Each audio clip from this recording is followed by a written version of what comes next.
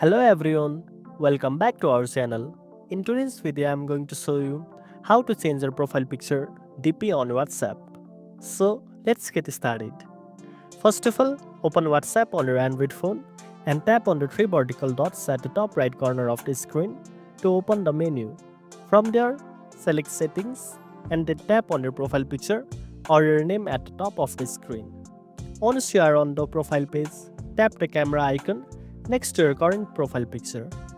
Next, you will be given the option to either take a new photo using your phone's camera or choosing an existing one from your gallery. Select the image you want and if needed, adjust the size and position of the photo. Once you are happy with how it looks, tap Done or Save to set it as your new WhatsApp DP. And that's it. Now you know how to change your DP in WhatsApp.